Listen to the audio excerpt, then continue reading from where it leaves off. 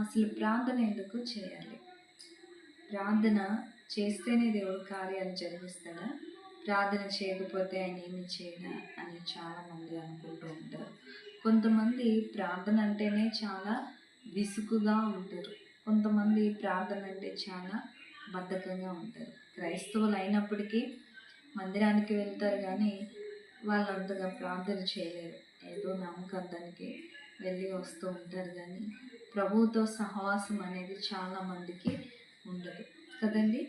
మనకి క్రైస్తవులుగా ప్రార్థనే ఒక బలమైన ఆయుధం, అందరికీ తెలిసిన విషయమే. కానీ కొంతమంది అది చేయలేరన్నమాట. అయితే ప్రార్థన ఎందుకు చేయాలంటే యేసు ప్రభు తన శిష్యులతో ఏం చెప్పాడండి?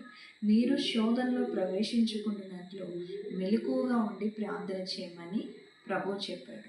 అంటే మనం